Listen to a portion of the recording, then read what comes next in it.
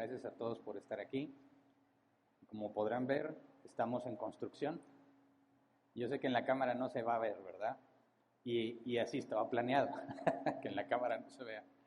Pero los que estamos aquí se ve claramente que estamos trabajando. Así que antes de empezar con el tema, quiero invitar a todos los hombres de Árbol Plantado para que se unan a trabajar con nosotros. El día de ayer estuvimos trabajando aquí, subiendo esa estructura. Créeme que fue todo un reto, requerimos de fe, que podíamos hacerlo, y con los poquitos que estábamos aquí pudimos. Fue un trabajo pesado, y si no hubiéramos tenido ayuda de dos personas en particular expertas en esto, no hubiéramos podido. Así que extiendo la invitación a los hombres fuertes, a los fuertes nada más, que vengan a servir junto con nosotros para trabajar en estas modificaciones que serán para nuestro propio bien, ¿verdad? Nuestro objetivo es terminar con estas modificaciones lo más pronto posible y estar listos para celebrar nuestro aniversario con estos cambios.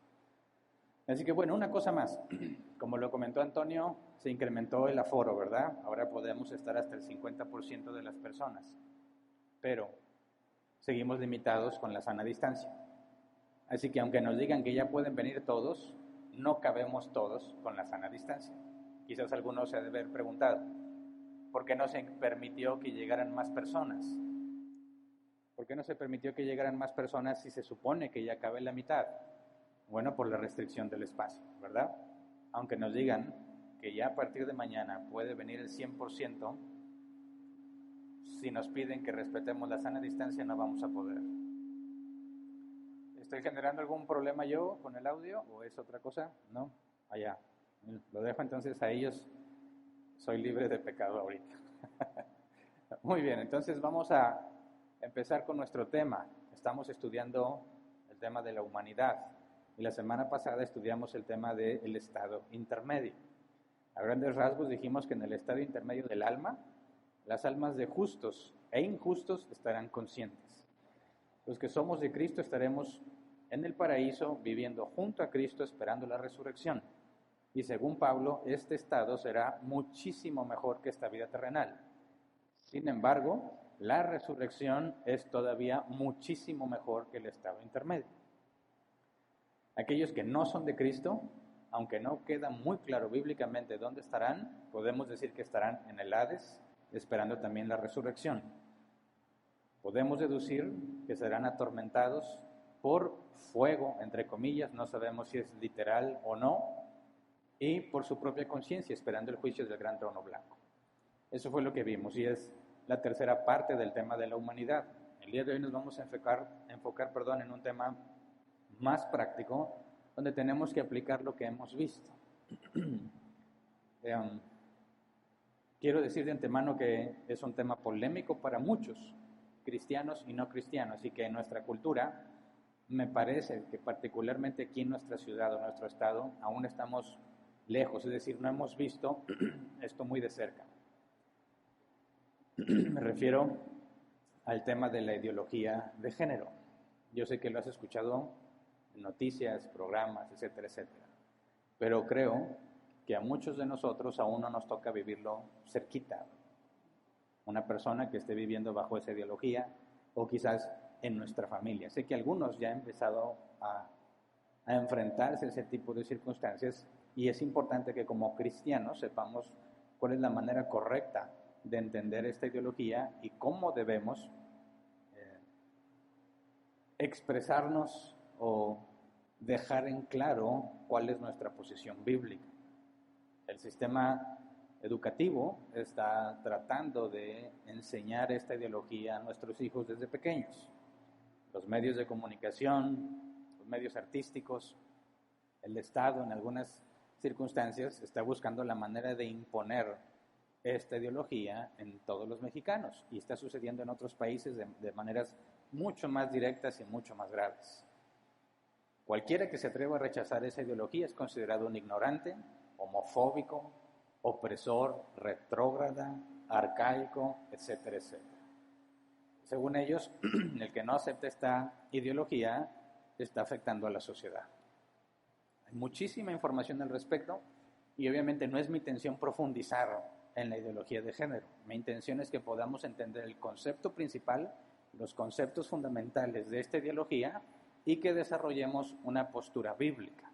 Yo sé que muchos pueden pensar que eso es algo que pasa allá lejos. Es gente extraña que no sé por qué piensan esas cosas, simplemente yo no lo acepto. Pero si mantienes esa forma de pensar, te vas a encontrar en serios problemas cuando te enfrentes con esa situación de cerca. Cuando alguien de tu familia te diga cosas como, no sé si soy hombre o mujer, o soy de género fluido, vas a decir, ¿qué? ¿Cuál fluido? ¿Vas al baño o qué pasa? Si no entiendes estos conceptos, cuando pases cerca de ti, te vas a encontrar en una situación muy problemática, porque no vas a saber cómo deberías proceder. Y precisamente el no analizar este tipo de cosas, cuando los cristianos se enfrentan en estas situaciones y circunstancias, terminan, y no me quiero adelantar, pero terminan normalmente en dos caminos, que ambos caminos llevan al pecado. Así que el objetivo del día de hoy es analizar esta ideología, pero obviamente, como es nuestro interés siempre que nos reunimos, y aunque no nos reunamos, es ir a la Escritura y encontrar las respuestas, encontrar las formas, el comportamiento, la forma en que debemos explicar y razonar esta ideología para poder permanecer fieles a la Escritura y glorificar a Dios en esta situación. El nombre del tema es hombre y mujer, y esa es la parte fundamental que debemos entender para poder tener una perspectiva, una postura bíblica con respecto a la ideología de género. Así que, antes de empezar a ver los conceptos y de entrar a la Escritura, vamos a orar. Señor, nos ponemos en tus manos, como siempre que venimos a buscar en tu palabra. Tú dijiste que tu Espíritu Santo nos haría recordar lo que has dicho. Lo vemos en los Evangelios, todo lo que dijiste. También las cartas que explican todo lo que hiciste, Señor. Por eso te rogamos que podamos encontrar por medio de tu Escritura respuesta a todas estas situaciones interrogantes que pueden afectar a muchos dentro y fuera del cristianismo, y te rogamos que nos permitas tener una postura bíblica, fiel, apegada a tu palabra, para glorificarte sea cual sea nuestra circunstancia. Gracias de antemano. Amén. Así que creo que voy a hablar sobre temas que quizás muchos ya han escuchado, pero quisiera que los veas desde una perspectiva personal. Es decir, no veas esto que te voy a decir como muchos cristianos ven la Biblia.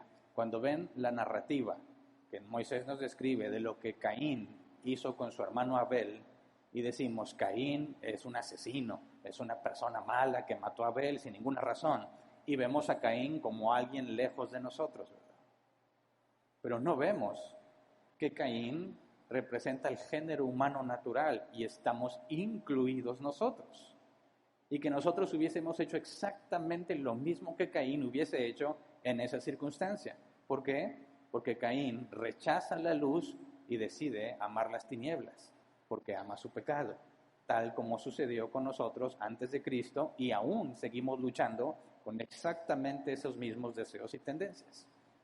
Así que voy a enfocarme en lo fundamental, en expresar el concepto de la ideología de género y cómo se supone que se debe de aplicar, para luego ir a la Escritura y entender qué debemos opinar y cuál debe ser nuestra postura en este aspecto. Hay mucha información sobre la ideología de género, así que voy a resumirlo de la manera en que a mí me parece más simple de explicar, la forma más concisa que encontré. Podemos decir a grandes rasgos que la ideología de género consiste en separar la parte sexual del ser humano en 4 áreas diferentes. Número 1, el sexo biológico. Número 2, el género. Número 3, la identidad de género. Y número 4, la orientación sexual. Nosotros estamos acostumbrados a decir, eres hombre o eres mujer, ¿verdad? Y ya. Y eres hombre o mujer desde el momento en que naces. Bueno, ellos dicen, no. Hay 4 áreas que se tienen que entender: sexo biológico, género, identidad de género y orientación sexual. Y esas 4 áreas dan luz o partida a muchas posturas que vemos hoy en día. Seguramente todos han escuchado sobre las personas LGBTQ+, o LGBTIQ+, y no sé qué letras les vayan a agregar más adelante, ¿verdad? Hemos oído que hacen marchas, que destrozan muchas cosas, que se pelean con todo mundo, pero pocos se han puesto a entender por qué están haciendo lo que están haciendo, ¿verdad? Pero estas personas LGBTQ+, están basándose en la ideología de género para justificar su lucha. Así que quisiera que consideráramos brevemente cada una de estas 4 áreas que aseguran están en el ser humano. Cuando hablamos del sexo biológico, se refiere a lo que tu cuerpo es. ¿Eres hembra o eres macho? ¿Eres hombre o eres mujer? Y ellos en ningún momento lo niegan. De hecho, le ponen su nombre, sexo biológico. Y ninguno de nosotros tendría un problema en entender qué es eso. Pero cuando nos hablan de género, dicen, es distinto el género al sexo biológico. ¿Qué es el género? Es el rol social de hombre o mujer, el cual viene determinado por la sociedad. En otras palabras, es cómo se supone que debe ser un hombre o una mujer de acuerdo a la sociedad en la que vives. ¿Qué cosas hacen los hombres? ¿Qué cosas hacen las mujeres? ¿Cómo se deben vestir los hombres? ¿Cómo se deben vestir las mujeres? ¿Qué cosa pueden hacer los hombres? ¿Qué cosas pueden hacer las mujeres? Eso es lo que le llaman género y va a variar según la sociedad y la cultura. De ahí parte lo que es identidad de género. ¿Qué es la identidad de género? Lo que una persona siente internamente de sí misma, que puede ser que coincida o no con el sexo biológico. Es decir, un hombre, biológicamente hablando, puede identificarse como una mujer, aunque su sexo biológico es de hombre. Eso es lo que le llaman identidad de género, algo separado de tu cuerpo, cómo te sientes internamente. Dicen hombres, biológicamente hablando, hombres dicen, yo soy una mujer atrapada en un cuerpo de hombre. Y espero que nadie recorte ese audio y lo saque de contexto. Hay hombres que dicen, soy una mujer atrapada en un cuerpo de hombre. Hay mujeres que dicen, soy un hombre atrapado en el cuerpo de una mujer. Hay señores más grandes que yo que dicen, soy una niña de 6 años atrapada en este cuerpo de hombre cuarentón, que está chavo todavía. ¿Por qué? ¿Cómo se justifica? Dice, es que una cosa es el sexo biológico y otra cosa es la identidad de género. ¿Me explico? Así que la identidad de género está basada solamente en lo que tú sientes o percibes de ti mismo. Y resulta que encontré investigando que hay 112 géneros reconocidos. Obviamente no voy a leer los 112 ahorita, pero te voy a enlistar algunos que me parecen como que los más interesantes. Por ejemplo, el cisgénero, la sensación de ser el género que se te asignó al nacer todo el tiempo. Eso es lo que consideraríamos como lo normal, ¿verdad? Cisgénero es decir, yo me identifico como hombre y coincide porque tengo el sexo biológico de hombre. Entonces, mi identidad de género es ser cisgénero. No diría soy hombre o mujer, no, yo soy cisgénero. Obviamente este lenguaje es desconocido todavía por muchos, ¿verdad? Y difícilmente le preguntaría, ¿y tú qué género eres? No lo preguntas, ¿verdad? A veces que nos confundimos, dices, disculpe señora, se voltea y ves a un bigotón, dices, perdóneme señor. Pero eso puede generar una grave ofensa para ellos, porque aunque los veas bigotones, pueden considerarse ser una muchacha de 6 años, una muchachita de 6 años, o quinceañera, y a lo mejor pide su fiesta. Entonces ese es el cisgénero. Bigénero, la sensación de tener 2 géneros a la vez o de manera alternada. O sea, diría alguien, no yo, soy hombre y mujer, pero mañana hombre y luego mujer o al mismo tiempo. Esos son los bigénero. Transgénero, un género que se extiende a lo largo de todo el espectro de géneros. Bueno, no nada más hay cisgénero, que diríamos que es hombre o mujer. Están los que son al mismo tiempo o alternados y Transgénero es cualquiera de esos y todos los demás. Otro ejemplo es el género fluido, que fue lo que les dije. ¿Qué vas a decir cuando, si en alguna circunstancia Dios lo permite, llega un hijo tuyo o hija tuya y te dice, papá, mamá, descubrí que yo soy de género fluido? ¿Qué significa eso? La sensación de fluidez dentro de su identidad de género, siendo un género diferente a medida que pasa el tiempo o según cambian las situaciones. Alguien que dice ser de género fluido, tendrías que preguntarle cada mañana o cada hora, ¿ahora qué es? Decir, mira, en este instante soy cisgénero. Ah, muy bien.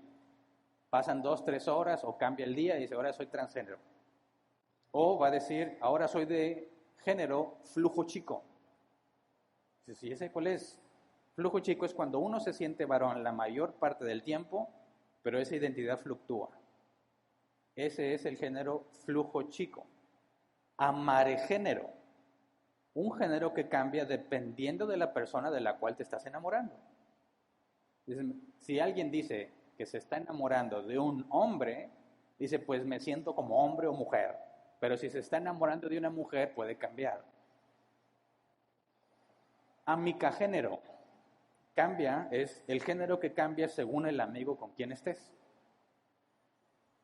Si estás con Pancho, puede ser cisgénero. Si estás con Lupe, puede ser flujo chico. Pero nunca eres algo fijo. Va a depender de con quién estés. Verangénero, un género que parece cambiar en el momento en que se identifica. Ese es más complejo, ¿eh? Porque dices, ¿qué género soy? Se me hace que soy cisgénero y en ese momento cambió. Bueno, creo que soy bigénero, pero como ya lo identificaste, cambia. Entonces, nunca vas a poder saberlo porque siempre va a estar cambiando. Trigénero, la sensación de tener 3 géneros simultáneos o fluctuantes. Género espejo, un género que cambia para adaptarse a las personas que lo rodean. Depende de la fiesta que vayas, es el género que vas a tener. Color género, un género asociado con uno o más colores y los sentimientos y emociones que las tonalidades y objetos asociados con ese color produzcan. Es decir, se puede, si eres un color género, hoy puedes sentirte que eres un género rosado, o un género azul, o un género amarillo. Y esto ya se empieza a complicar, porque no hablamos de hombres o mujeres. Ahora soy rosado. ¿Eso qué significa? Género embrujado.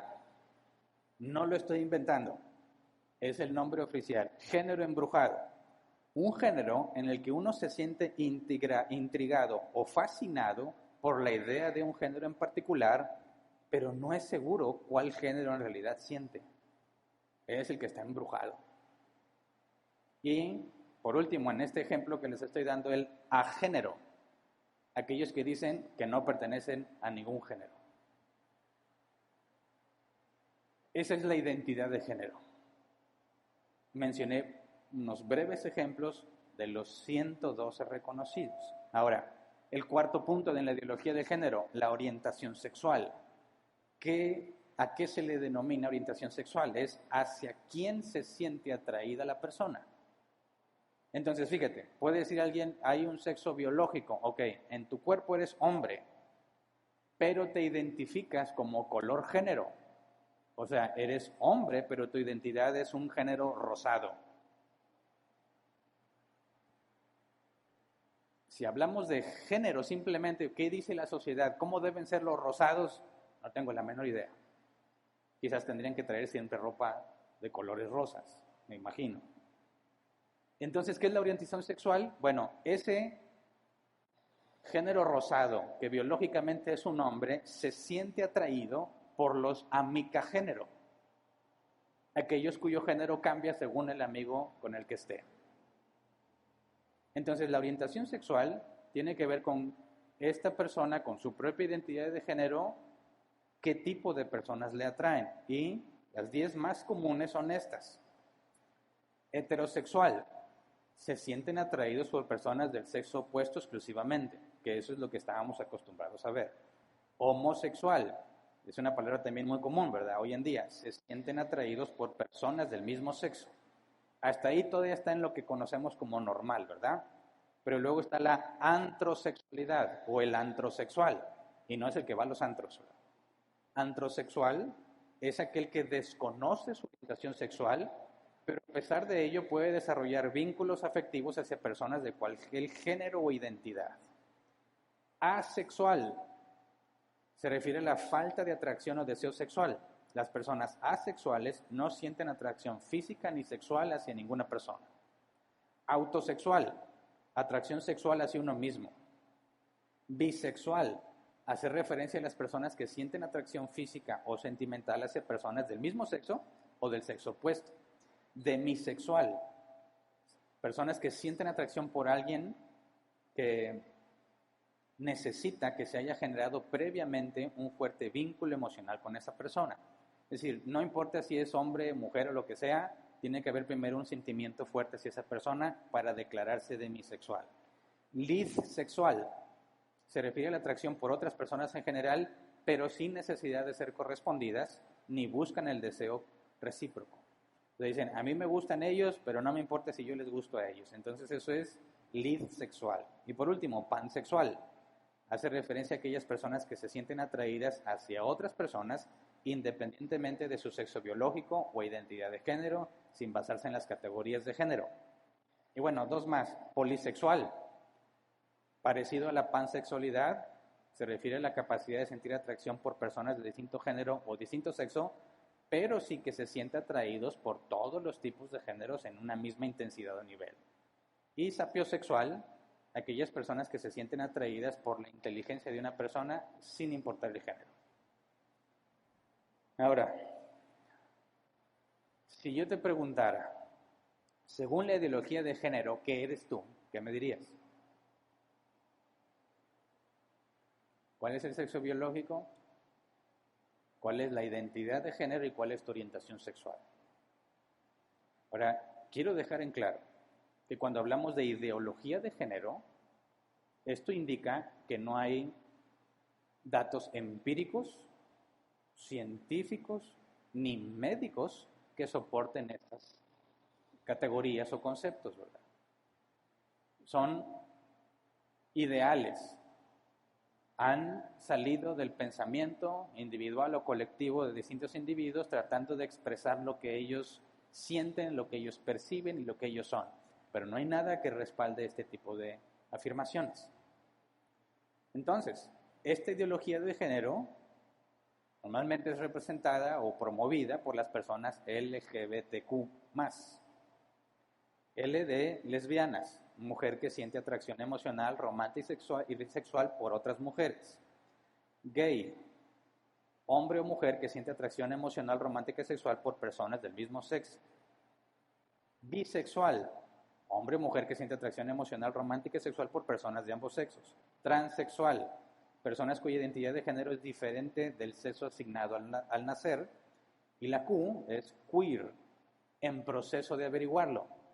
Y el más es todas las demás que no están incluidas. Ok, estas personas están haciendo mucho esfuerzo por lograr que nuestra sociedad acepte la ideología de género como un hecho. Y se le enseña a los niños desde el kinder, primaria, secundaria, preparatoria y universidad, para que nuestra sociedad sea un lugar mejor y ninguna persona sea discriminada o menospreciada por sus preferencias sexuales. Así que va a llegar el punto, como ha sucedido en otros países, que estés de acuerdo o no estés de acuerdo, esto es lo que se va a enseñar como verdadero. Y aquel que se atreva a decir que no lo es, va a encontrar serias repercusiones sociales. Si eres un negocio que hace algún producto específico para hombre o mujer y no respetas la expresión de la ideología de género, puedes meterte en serios problemas. Así que cuando ves todas estas descripciones del género y de la orientación sexual, entiendo que muchos digan, ¿qué? O sea, ¿por qué le voy a dar seriedad a esto? ¿En serio? ¿A mi cagénero? ¿Color género? ¿Género embrujado? ¿A quién se le ocurrió? ¿Bajo qué fundamentos? Y algunos, razonando así, simplemente descartan el tema. Pero, ¿qué vas a hacer cuando llegue, si llega a pasar, uno de tus hijos y te diga, papá, no sé si soy hombre o soy mujer? ¿Qué le vas a decir? ¿Que está loco? ¿Estás loco? ¿Y ya? ¿Qué pasa si tu hijo te dice, descubrí que soy una mujer atrapada en un cuerpo de hombre? ¿Qué razón, qué explicación, de qué forma vas a ayudarlo? ¿Qué pasa si tu esposo te dice que descubrió que en realidad es una niña de 6 años? No voltees a ver a tu esposo, ¿verdad? Acuérdate que el sexo biológico es una cosa, pero la identidad de género es otra muy distinta. Por eso vi un documental hace poco de un hombre maduro que se dio cuenta que en realidad es un bebé de 2 años. Y acabando su horario laboral, llega a casa con su esposa, se pone un pañal y se pone a jugar con sus juguetes mientras aprende a hablar. A bebé. Y la esposa, como ama a su esposo, lo cuida, le da su lechita. Le preguntaron que si le cambiaba el pañal y dijo, no, él se lo cambia. Pero si usa el pañal, no sé si me explico. No nada más de adorno lo traes puesto. Está convencido de que es un niño que no sabe ir al baño internamente. Y que cuando hace de sus necesidades, él va y se cambia el pañal. Imagínate que es tu esposo, tu hermano, tu tío. Hay personas que se suicidan porque no encuentran apoyo. Porque acuden a su familia y les dicen, estás loco. Acuden a otra parte y se burlan de él. Y consideran que la mejor opción que pueden hacer es quitarse la vida, culpando a la gente por no entenderlos. ¿Qué dicen los cristianos ante esto? Bueno, he leído y he escuchado, he visto muchos videos, cuando se les pregunta a los cristianos, intencionalmente, ellos dicen, no, la ideología de género es pecado. Está mal porque es pecado. Punto. Y luego les preguntan, ¿por qué está mal? ¿Cuál es el problema con ellos? No le hacen daño a nadie. Se aman. Es más, dicen ellos, una pareja gay puede amarse más y mejor que una pareja heterosexual. Una pareja gay o de cualquier otra identidad de género suelen ser, según ellos, más pacíficos, menos violentos que los heterosexuales, aunque se dicen cristianos. Si entre ellos se aman y la Biblia dice que Dios es amor, ¿cómo va a ser pecado? Y eso hace que algunos cristianos digan, oye, ¿es cierto? Dios es amor. Ellos se aman, mira cómo se aman. Se les ve que se aman. ¿Cómo podría Dios oponerse a eso? Ese es uno de los caminos que toman muchos cristianos. Bueno, si se aman y no le hacen daño a nadie, es más, si sirven juntos en la iglesia, no hay ningún impedimento bíblico. Lo importante es que se conviertan en el cristianismo. Lo que sean, que sirvan en la iglesia. Dios no puede tener un problema con eso. Es más, Dios los hizo así y Dios les dio ese amor. La otra corriente dice, no, eso está mal. ¿Por qué? Porque a Dios no le gusta eso. Fin de la discusión. Bueno, ¿qué hacemos ahora cuando uno de tus hijos venga y te diga algo así? ¿Cuál de los dos caminos vas a tomar? ¿O hay más caminos? Definitivamente no son los únicos dos caminos. ¿Qué haces o qué harías? ¿O cómo le ayudas a alguien que está en esta situación? Entonces, un camino es abrazar esta ideología como agradable a los ojos de Dios, implementarla en la iglesia, justificándote que si ellos se aman y Dios es amor, su amor debe provenir de Dios. Y que incluso se instituyan pastores gays o transexuales que enseñen a los demás que así como Dios los ama y los ha aceptado, también los va a aceptar a ellos. ¿Cuál sería el beneficio? Traer a la comunidad LGBTQ+, a la iglesia, y que se sientan amados y arropados y abrazados por el amor de Dios, porque Cristo los ama. Ese es un camino. El otro camino es, no, esa gente es del diablo. Están endemoniados. No les hables. No te juntes con ellos. Margínalos. Discrimínalos. Menosprécialos. Búrlate de ellos. No permitas que estén delante de ti. Y terminan discriminando y menospreciando a este tipo de personas. Bíblicamente hablando, los dos caminos te llevan al pecado. Y no vas a poder evitarlo. Cualquiera de estos dos caminos te lleva al pecado. Y quiero explicar por qué y cuál es la forma en la que bíblicamente debemos abordar estos temas. Así que, ¿qué debemos hacer? ¿Qué dice la Biblia al respecto? ¿Dirá la Biblia algo al respecto sobre estos temas? ¿Podemos dar una respuesta bíblica? Claro que sí. Así que tenemos que analizar. Y la primera cosa que tenemos que hacer es identificar en cualquier ideología cuál es el origen. ¿Cuáles son esas cosas que asumen verdaderas y que de ahí empiezan a razonar y a concluir? ¿Qué dice la ideología de género sobre los seres humanos? Dicen, y cito en algunos casos textualmente, los seres humanos, dicen, nacen sexualmente neutros y luego son socializados en hombre o mujer. Es decir, un niño, y quiero hablar de niño en un sentido genérico, un niño es niño, bueno, voy a cambiar la palabra para no crear más confusión, un infante. Un infante es un ser humano de corta edad. Un infante se convirtió en un niño porque le enseñaron a ser niño. Le dieron juguetes de niño. Martillito, serruchito, desarmadorcito, carritos. Le dieron un nombre de niño, lo vistieron como niño y lo trataron como niño. Un infante terminó siendo niña porque hicieron exactamente lo mismo. La enseñaron a ser niña. Le dieron muñecas, trastecitos, muñecos bebé, cocinitas, vestiditos, princesitas, etcétera, etcétera. Ellos aseguran que debemos darle libertad a cada infante para que elijan por sí mismo si es un niño, una niña, las dos cosas o ninguna. Y ahí surge la necesidad de un nuevo vocabulario. No le puedes decir niño porque aún no ha elegido si es niño o es niña, las dos o ninguna. Tienes que decirle niñe. Qué bonito niñe. ¿Por qué niñe?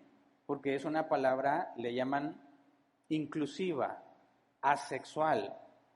Es una palabra que no tiene nada que ver con que si es hombre o mujer. Si eres niño, vas a pensar que es hombre. Si eres niña, es mujer. Pero como no los puedes influenciar, entonces es un niñe. Entonces, cuando una mujer va y se alivia en el hospital, no le van a decir felicidades, tuviste una niña o tuviste un niño. Le van a decir felicidades por tu niñe. ¿Me explico?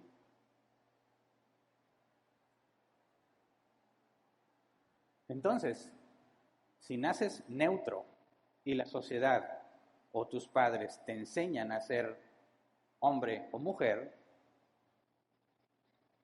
¿cuál es la conclusión de ese punto de partida? Uno muy distinto al nuestro, ¿verdad? Para concluir que alguien nace neutro y que la sociedad determina si va a ser niño o niña, los dos o ninguna, no hay entonces un diseño, ¿verdad? No hay un propósito. En pocas palabras, la ideología de género asume el materialismo y la teoría de la evolución. ¿Se acuerdan que ya definimos materialismo cuando hablamos de cuerpo y alma? Materialistas son aquellos que dicen que lo único que existe es material. y no hay nada que no sea material. El problema con eso es que no pueden explicar la lógica que usan para decir lo que dicen, las matemáticas, ni siquiera pueden explicar la ciencia con el materialismo. Y la teoría de la evolución, que a grandes rasgos significa que somos producto del azar, ¿verdad? No hay una mente diseñadora o creadora que dé propósito, sino que una mezcla aleatoria dio lo que conocemos hoy en día como Homo sapiens. Así que, a grandes rasgos, todo lo que existe es material, no hay nada más, somos producto del azar, por lo tanto, no hay creador, no hay diseño, no hay propósito y no hay rendición de cuentas. A nadie le tienes que dar razones de lo que haces, porque tú te identificas como lo que tú quieras ser. En cambio, nuestra postura es totalmente distinta, ¿verdad? De hecho, es totalmente opuesta. Bíblicamente, y ya lo demostramos, hay un único Dios creador. Por lo tanto, la creación no es solo material, sino también espiritual. Y la parte que ya estudiamos, la parte inmaterial del ser humano, el alma. Y fuimos creados a imagen y semejanza de Dios. Por lo tanto, hay un creador, hay diseño, hay propósito, hay obligaciones, responsabilidades y rendición de cuentas. Entonces, en este primer paso, dime, ¿puede haber cristianos que acepten la ideología de género? Los hay, pero están muy confundidos. No puedes decirte cristiano y al mismo tiempo aceptar la ideología de género, porque es una contradicción, ¿verdad? Pero hay cristianos que aseguran que no hay ninguna contradicción, así que necesitamos profundizar más. Al identificar el origen o punto de partida de ambas posturas, podemos entender mejor las diferencias y hablar de una perspectiva mucho más clara y analizar con más cuidado las conclusiones a las que ellas llegan. Jesús, cuando se le cuestionó sobre el divorcio, dijo que no han leído que en el principio Dios los hizo hombre y mujer. Jesús parte del inicio en la creación para poder resolver un conflicto con respecto específicamente al divorcio. ¿Puede un hombre abandonar a su mujer por cualquier causa? Era algo de lo que se creía en aquel entonces y sostenían muchos. Había dos corrientes, según dos rabinos influyentes, los que decían que te puedes divorciar de tu esposa por cualquier razón y los que decían que solamente por inmoralidad sexual. Así que nosotros tenemos que hacer exactamente lo mismo que Jesús hizo. Vamos a la Escritura, vamos al principio. Génesis 1, versículo 27 y 28. Voy a enfocarme en los textos que tienen que ver con lo que bíblicamente es hombre y mujer. Tenemos que llegar a esa definición. Tenemos que preguntarnos, ¿realmente nacimos neutros? ¿Realmente ser hombre o mujer se construye por la sociedad o qué dice la Biblia al respecto? Génesis 1, 27 y 28.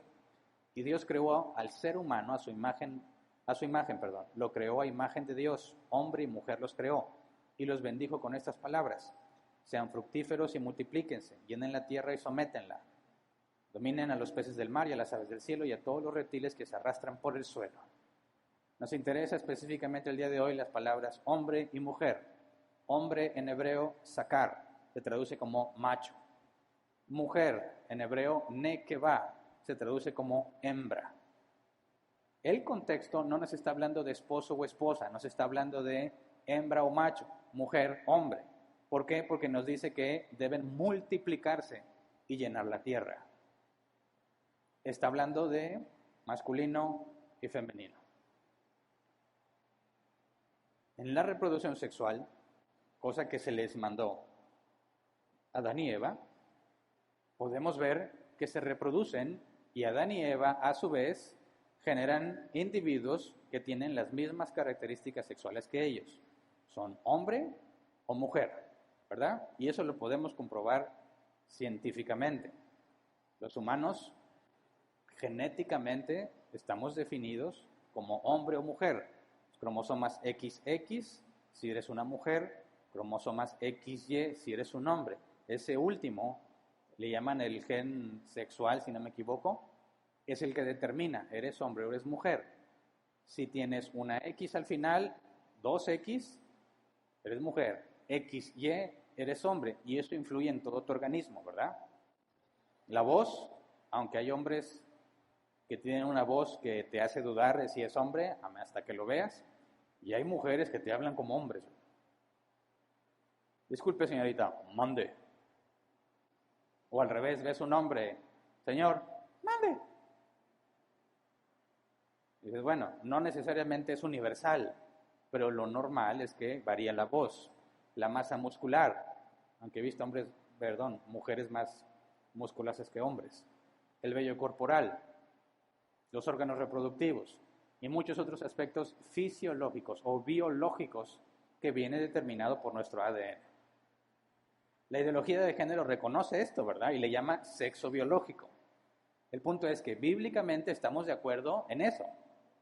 Biológicamente hay diferencias claras determinadas por tus genes. Naces hombre o mujer. En ese punto no tendríamos conflicto. Lo importante es qué tal con el género o la identidad de género. Si Adán y Eva fueron creados con sexo biológico, ¿después ellos eligieron su identidad de género o no? Capítulo 2 de Génesis nos describe con más detalle la creación de Adán y Eva. Vamos a Génesis 2:18. Génesis 2:18. Luego Dios el Señor dijo, no es bueno que el hombre esté solo, voy a hacerle una ayuda adecuada. Reina Valera 60, y dijo Jehová Dios, no es bueno que el hombre esté solo, le haré ayuda idónea para él. Analicemos esto desde la perspectiva de un Dios bíblico, el único Dios verdadero, el que describe la Biblia, un Dios sabio. ¿Se acuerdan del atributo de la sabiduría? ¿Qué significa que Dios es sabio? Bueno, no es que sea omnisciente, ¿verdad? Ser sabio no significa que sabe muchas cosas, eso está dentro de la omnisciencia. La sabiduría es la aplicación del conocimiento. Decimos que Dios es sabio porque nadie hace las cosas de una manera mejor de las que Dios hizo. Es decir, nadie puede ser más sabio que Dios. Nosotros tenemos, este es un atributo comunicable y podemos ser sabios en distintas circunstancias, la forma en que aplicamos el conocimiento. Pero si decimos que tenemos un Dios sabio es porque nadie puede hacer las cosas mejor que las que Él hace. Entonces, si Dios sabio está creando a Adán y Dios dice, no es bueno que el hombre esté solo, ¿fue algo que Dios se dio cuenta en el proceso de crearlo o es parte del diseño? Si Dios se dio cuenta, caray, le falta algo a Adán, ya no es sabio y ya no es omnisciente. Por lo tanto, no puede ser Dios, ¿verdad? Pero si Dios dice, no es bueno que Adán esté solo, y Él es sabio y omnisciente, es porque así lo diseñó, así lo creó, ¿verdad? Le haré ayuda idónea para él. Ayuda, es ser. Ayuda, socorro, protección. Idónea, nejed, opuesto a, enfrente, a la vista. Adán fue creado con una serie de cosas que aún no podemos definir, que le faltan. Y luego Dios dice, le haré su contraparte. De manera que por diseño Adán carece de ciertas cosas, ¿verdad? Y al crear a Eva, le da ese faltante que Adán no tiene. Pero para que sea la contraparte de Adán, obviamente ella no tiene lo mismo que Adán. Tiene lo que Adán no tiene. ¿Me explico? Son contraparte el uno del otro. Opuestos el uno y el otro. Génesis 2, 19 al 20. Entonces Dios el Señor formó de la tierra toda ave del cielo y todo animal del campo y se los llevó al hombre para ver qué nombre les pondría. El hombre les puso nombre a todos los seres vivos y con ese nombre se les conoce. Así el hombre fue poniéndole nombre a todos los animales domésticos, a todas las aves del cielo y a todos los animales del campo. Sin embargo, no se encontró entre ellos la ayuda adecuada para el hombre. Y vemos que Dios dijo que no era bueno que Adán estuviera solo, que le iba a ser su contraparte, pero Adán no está consciente de su necesidad. Dios le asigna un trabajo a Adán de manera que Adán, al ponerle nombre a los animales, percibe, hay un macho y hay una hembra, pero yo estoy solo. No hay una contraparte para mí. Entonces, después de que Dios hace consciente a Adán, vamos a Génesis 2, 21 al 22, entonces Dios el Señor hizo que el hombre cayera en un sueño profundo y mientras éste dormía le sacó una costilla y le cerró la herida. De la costilla que le había quitado al hombre, Dios el Señor hizo una mujer y se la presentó al hombre. Dios no la formó de barro, ¿verdad? Sino de un costado, es lo que dice el hebreo, un costado de Adán. Eva, que aún no es nombrada Eva, pero Eva proviene de Adán, pero tiene lo que Adán no tiene. ¿Me explico? Proviene de Adán, pero si es la contraparte, su parte opuesta, al momento en que Dios crea a Eva, Eva tiene aquello que Adán no tiene. Y cuando creó a Adán, Adán tiene aquello que Eva no iba a tener. De manera que se complementa. Esa es la doctrina del complementarianismo. Complementarianismo. Hombre y mujer no son iguales, son complemento. Egalitarianismo son iguales y pueden funcionar como sea. Bíblicamente, por lo que estamos analizando, podemos decir sin lugar a dudas que son contrapartes, complementos el uno del otro, ¿verdad? Dice, y se la presentó al hombre. Se la presentó al hombre. Dios hace que Adán despierte y le dice, ten. Esto es muy importante, ¿verdad? Porque si estuviéramos hablando del matrimonio, este es el inicio del pacto matrimonial. Y quiero mencionarlo porque tiene que ver con lo que vamos a ver el día de hoy. Es Dios quien le da mujer a Adán, ¿verdad? Proverbios 18:22 dice, quien haya esposa, haya la felicidad. Muestras de su favor le ha dado el Señor. Así que cuando se casa una pareja, hacen un pacto no esencialmente entre ellos, sino que el pacto consiste en que Dios entrega esta mujer en específico a un hombre en específico, de manera que hay un pacto entre Dios y el hombre. Y de forma derivada, el hombre obtiene un pacto con su mujer, ¿verdad? Dios le dice al hombre, aquí está tu mujer, y el hombre se compromete con Dios, es mi responsabilidad. Al aceptar esa responsabilidad y compromiso directo con Dios, de forma derivada, tiene un pacto con la mujer, ¿verdad?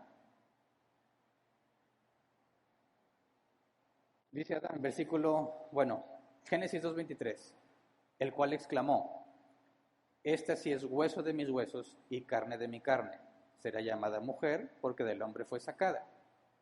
Adán concluye, no es como ninguno de los animales, es como yo, sin embargo, no es igual a mí, ¿verdad?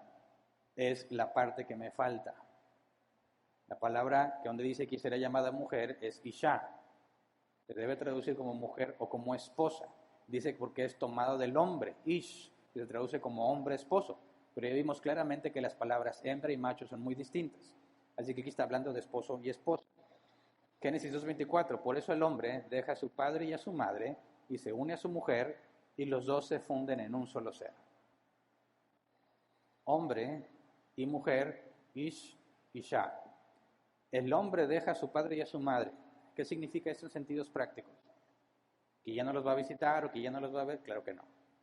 Los tiene que seguir honrando porque es un mandamiento, ¿verdad? Pero cuando dice dejará el hombre y a su padre y a su madre, hace énfasis en la capacidad de este hombre de ser independiente de sus padres. Autosuficiente, responsable de sí mismo y capaz de responsabilizarse de la mujer que Dios le entrega. Fíjate bien, esto es muy importante porque nos está definiendo qué debe hacer un hombre y qué debe hacer una mujer. ¿Qué responsabilidades tiene un hombre? ¿Qué responsabilidades tiene una mujer?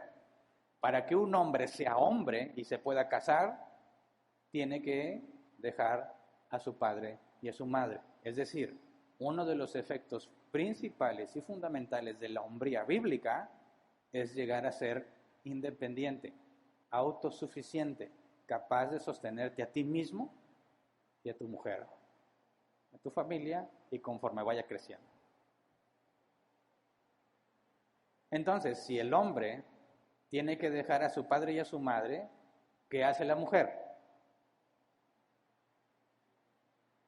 La responsabilidad del hombre de honrar a su padre y a su madre pasa en segundo término cuando Dios le da a su esposa.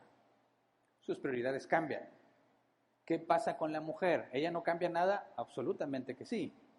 ¿Por qué? Porque la mujer, cuando está soltera, sus padres son su autoridad, son los responsables de ella. Cuando se casa, hay un cambio de autoridad. Y ahora la mujer tiene que reconocer la responsabilidad que Dios le está dando al hombre. Y eso implica la manera en que debe vivir y cómo debe comportarse. Dice la Escritura, y se une a su mujer. O sea, el hombre deja a su padre y a su madre y se une a su mujer. La palabra une, dabak, aferrarse, adherirse, mantener cerca. Su principal prioridad después de Dios ahora es su mujer y los padres pasan a segundo, tercer, cuarto, quinto término. Los dos se funden en un solo ser, uno solo, ejad, uno, es una unidad compuesta. Monogamia, fidelidad, exclusividad.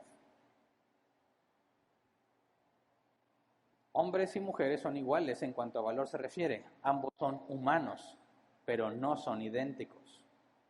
Son contraparte uno del otro y tienen distintas responsabilidades. 1 Corintios 11:3. Ahora bien, quiero que entiendan que Cristo es cabeza de todo hombre, mientras que el hombre es cabeza de la mujer y Dios es cabeza de Cristo.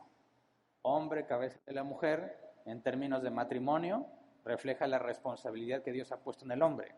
En términos de una mujer soltera, está hablando de la responsabilidad que el padre tiene sobre su hija.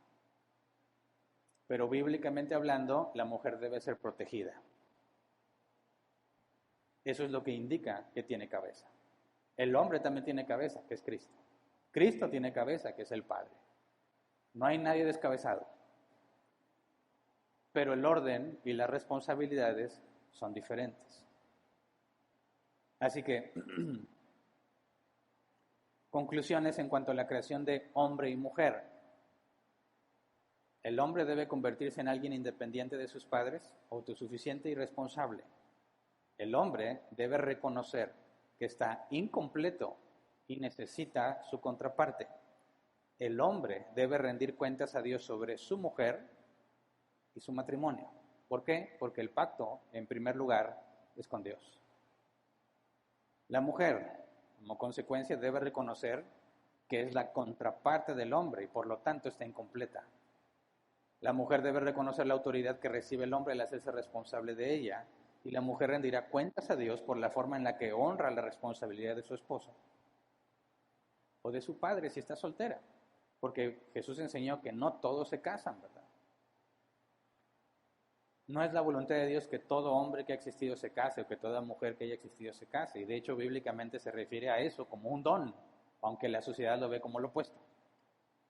Pero no voy a hablar de eso en específico. Si Dios lo permite, vamos a adentrarnos en lo que es un hombre, bíblicamente hablando, y lo que es una mujer, bíblicamente hablando.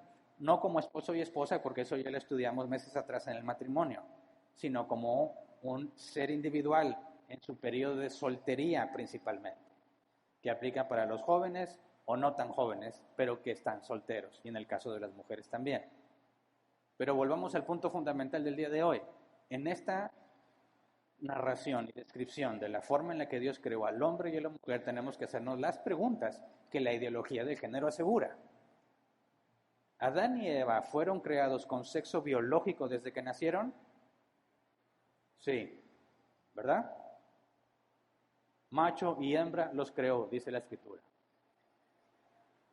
¿Existe el concepto de género en la Biblia?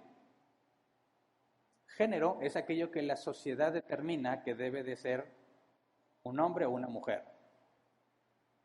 En lo que vimos nada más, poquito de Génesis 1 y poquito de Génesis 2, ¿quién determinó lo que un hombre debe ser o lo que una mujer debe hacer? ¿La sociedad?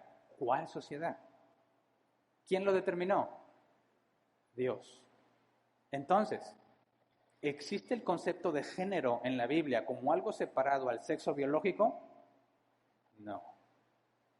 Dios creó biológicamente un hombre y definió lo que un hombre debe de hacer. Creó biológicamente a una mujer y definió lo que la mujer debe de hacer. El concepto de género no está en la Escritura. No hay separación entre género y sexo biológico. Bíblicamente están unificados, son exactamente la misma cosa. Fuiste creado como hombre, el género lo determina Dios. No hay una separación, no hay sociedad que opine o defina. Fue Adán creado neutro y luego él dijo, ¿qué soy? Fue Eva creada neutra, con sexo biológico pero sin género. Y ella tuvo que descubrir, ¿sabes qué? No soy, bueno, ellos ni siquiera niñes fueron, ¿verdad? Porque fueron creados maduros. ¿Existe el concepto de identidad de género en la Escritura? Es decir, mi cuerpo es de hombre, pero internamente me identifico como una niña de 6 años. No, porque Dios, desde que creó a Adán, lo puso a hacer tareas específicas como cultivar el huerto. Cuando los maldijo, quizás más adelante lo vamos a ver con más detalle en este sentido, al hombre le dijo, con el sudor de tu frente obtendrás el pan, y a la mujer le dijo, con dolor darás a luz a los hijos, y son cosas muy distintas que corresponden con nuestros trabajos y labores cotidianas propias de un hombre o de una mujer. Así que Adán y Eva decidieron cuál era su identidad. No, fue algo definido y determinado por Dios sin que siquiera se les haya preguntado o cuestionado o tomada en cuenta su opinión. ¿Verdad? Entonces, ¿puede decir alguien, soy un hombre atrapado en el cuerpo de una mujer? Bíblicamente hablando, no. No hay separación de identidad, género y sexo biológico. Y Dios es sabio. Y si te dio cuerpo de hombre, por consecuencia, dado que Él es sabio, te diseñó con ese propósito. Y como Él te diseñó, tienes obligaciones, responsabilidades y le vas a rendir cuentas de lo que haces. ¿Me explico? Bíblicamente, que alguien diga que es hombre en cuerpo de mujer o viceversa, está diciendo Dios no es sabio. Dios cometió un error o no hay Dios. Los cristianos que dicen, sí, aceptamos a los transgénero, todos aquellos que se identifican con un sexo distinto al biológico. Todos aquellos que dicen eso están negando al Dios de la Biblia. Están diciendo, la Biblia dice que Dios es sabio, pero en realidad no es, porque hizo mezclas, confusión, error, asignó un cuerpo equivocado a la parte inmaterial que se considera de otra manera. Así que un cristiano que pretende ser congruente con la Escritura no puede afirmar la ideología de género. Bíblicamente existe el concepto de orientación sexual, que es el último que nos falta de los 4, sexo biológico, ahí está. Género e identidad de género no tienen sentido bíblicamente hablando. Orientación sexual, ¿existe ese concepto bíblico? Sí. La heterosexualidad, ¿verdad? Un hombre se siente atraído por una mujer y viceversa. Cualquier otra orientación es pecado. ¿Qué significa que es pecado? La palabra pecado la vas a encontrar en el Antiguo o en el Nuevo Testamento, en hebreo o en griego, de 2 formas. La palabra griega es hamartia, fallar, errar al blanco. La palabra hebrea es katá, que proviene de kata, que se traduce como equivocarse o hacerlo mal. Entonces, si Dios creó hembra y macho, hombre y mujer, esposo y esposa, y les dio reglas, responsabilidades, definió cómo deben de comportarse, qué cosas deben hacer, y alguien dice, ok, pero no quiero, yo quiero hacer esto, está errando al blanco, no está haciendo las cosas como debiera hacerlas, ¿verdad? alguien que se identifica como gay está en pecado, porque en lugar de buscar establecer si la voluntad de Dios es que él se case con una mujer, si él es hombre, o al revés, prefiere decir que es atraído por las personas del mismo sexo, hombre con hombre, mujer con mujer. ¿Por qué eso es pecado? Porque no estás haciendo las cosas como se supone que debes hacerlas, conforme fueron diseñadas. ¿Realmente se sienten atraídos por otros hombres, algunos hombres? No lo negamos, sí. ¿Una mujer realmente se puede sentir atraída por otra mujer? Sí. ¿Por un perro? Sí. ¿Un árbol? ¿Una señora se casó con un árbol? Sí. ¿Un personaje de anime que también ya se casó con una almohada que tenía la figura de un personaje? ¿Realmente se siente atraído? Pues sí, no lo negamos. El punto es que eso es una desviación del diseño original. Por consecuencia, pecado. ¿Me explico? Ahora, los dos caminos. Es pecado. Entonces, ¿están endemoniados y los despreciamos y menospreciamos y discriminamos? Dices, ¿por qué? Ya vimos hace unos temas que todo ser humano fue creado a imagen y semejanza de Dios. Por consecuencia, todos los seres humanos tienen el mismo valor. Toda vida humana es valiosa por igual, indistintamente de su preferencia sexual, color de piel, ideología. No hay nada que minimice o devalúe a un ser humano. Esté completo o incompleto, deforme, de cualquier forma, sigue siendo un ser humano y es igualmente valioso. Y cualquier cristiano que se atreva a menospreciar a otro ser humano está pecando. ¿Me explico? No hay nada en la Escritura que eleve este pecado por encima de los demás. Es más pecador una persona LGBTQ+, que un cristiano mentiroso. No. ¿Es peor una persona gay u homosexual que un ladrón? No, ambos son pecadores. ¿Con cuántas personas, cuando vas en transporte público, sabes si el que está al lado tuyo es un mentiroso, un ladrón, un adúltero? ¿Te molesta? O si te vas a sentar, ahí ves el lugar vacío, pero hay un señor a un lado y le dices, oiga señor, ¿qué tan cochino es usted? Que no me siento a gusto si me siento a un lado de un degenerado. ¿Te importa? O ves el lugar vacío y te sientas. Pero ¿por qué es distinto si ves a un transexual y ves el lugar desocupado a un lado y no te quieres sentar? ¿Cuál es la diferencia? Tu pecado, no el de él, el tuyo. Que no otorgas el mismo valor a todo ser humano. Bueno, entonces abracémoslos, traigámoslas a la iglesia, si no tienes que cambiar.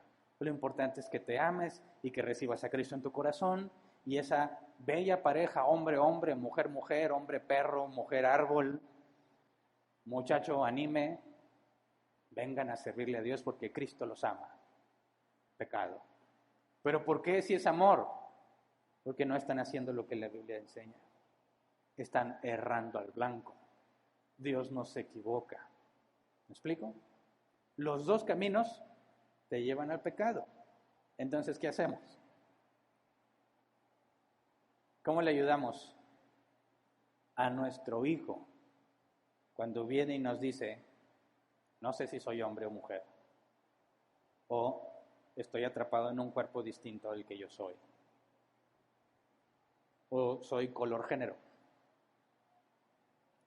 Bueno, ¿qué dice la ideología de género? ¿Qué debe de hacer un padre de familia? Y están dándole clases a los padres de familia para que aprendan esto. ¿Qué debes hacer tú como padre si tu hijo dice, papá, he descubierto que ya no soy un niñe, soy una niña? Mi sexo biológico es niño, pero yo me identifico como una niña. Y me atraen los niñes. ¿Cómo le ayudas? Ideología de género. Un sitio oficial, psiquiatría.org. Las opciones de tratamiento para la disforia de género, disforia, aquel que no está contento con su sexo biológico y se identifica con un sexo distinto al biológico. Las opciones de tratamiento para la disforia de género incluyen asesoramiento, hormonas de sexo cruzado, supresión de la pubertad y cirugía de reasignación de género. O sea, que cuando tu hijo venga y dice, papá, ¿amas a tu hijo? No quieres que se suicide, ¿verdad? No quieres que se sienta inferior.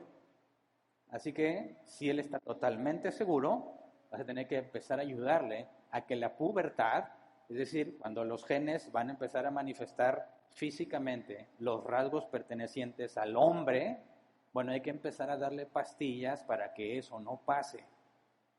Y ve pensando y juntándole, porque hay que reasignar física y biológicamente el sexo, según se identifica el niño. No se cuestiona si el niño está confundido. Tienes que amarlo y ayudarle de inmediato a que cambie de sexo para que no sufra. Sin embargo, en los estudios que he encontrado se dice que la gran mayoría de los niños que tienen disforia de género, que se identifican con un sexo distinto al que tienen biológicamente, se les quita con el tiempo. Pero el gobierno y muchos dicen, no puedes permitir que tu hijo sufra, opéralo ya. Es más, operaciones de reasignación de sexo gratuitas para todos. ¿Con qué razón?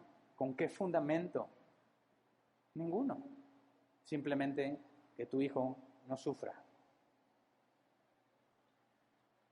¿Qué decimos nosotros bíblicamente hablando? ¿Qué le dices a tu hijo? ¿Qué es lo que esas personas LGBTQ+ necesitan para solucionar su problema? ¿Que con nuestros impuestos se les dé lo necesario para que se operen? ¿O que se les predique el evangelio? A tu hijo le puedes decir, mira, esto es lo que la Biblia dice al respecto. Tú tienes que tomar una decisión. O todo es material y somos producto del azar, o hay algo más allá de lo material, hay un Dios creador y tenemos la imagen y semejanza de Dios. Por consecuencia, propósito y diseño. ¿Cuál camino escoges? Es el camino por el cual vas a ir. Eso es lo esencial. No tiene tu hijo la edad para decidirlo. Hay que enseñarle lo que tú consideras que es lo mejor. Hay que enseñarle lo que es el pecado. Oye, pero es que realmente se siente así y está deprimido porque se quiere poner un vestidito. ¿Qué hacemos? Y me sorprende mucho cuando los cristianos les hacen esa pregunta y se quedan así como que, no sé, ¿lo dejo que se ponga el vestido? ¿Lo dejo que se ponga los tacones? ¿Lo dejo que se maquille? Puedes ver qué deberías hacer o te genera un conflicto ¿y ahora qué hago? Para empezar, ¿eso es pecado o no? ¿Es pecado que un niño, un joven, un adulto quiera expresarse de un sexo que no corresponde al que se le asignó? Bíblicamente es pecado. ¿Por qué? Porque no está haciendo lo que debe de estar haciendo. Glorificar a Dios con lo que se te asignó, ¿verdad? Ahora, ¿qué hacen los cristianos con el pecado?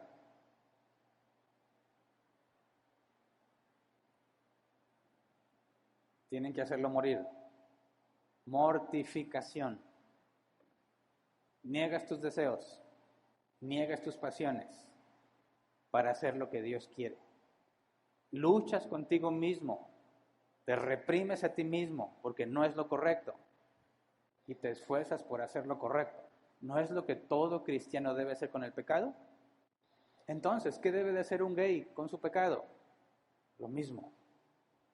¿Alguien de género fluido? Lo mismo. No negamos lo que siente. Bíblicamente estamos llamados a morir a esos deseos que son opuestos a lo que Dios ha establecido. Entonces, cuando alguien dice, soy un cristiano gay, ¿qué es lo que está diciéndonos? Lo primero que nos dice, no entiendes qué es ser cristiano. Quizás entiendes lo que es ser gay, pero no entiendes qué es ser cristiano. Porque si afirmas ser cristiano, tienes que afirmar lo que la Biblia dice. ¿Por qué? Porque Jesucristo dijo que la palabra de Dios se cumplirá hasta la iota, la parte más insignificante del texto, se va a cumplir y no falla. Y si tú eres cristiano, tienes que llegar a la misma afirmación que Él. Así que no puedes echar la Biblia a la basura y decir que realmente sentirse atraído por alguien del mismo sexo es algo que Dios permite cuando la Escritura demuestra lo contrario. No existen los cristianos gays. El concepto es una contradicción. Lo que sí existen son cristianos que luchan con deseos gays. ¿Se entiende? Hay cristianos que luchan con sus deseos de chismear. ¿Cuántos dicen amén? ¿Ninguno? Pecadores.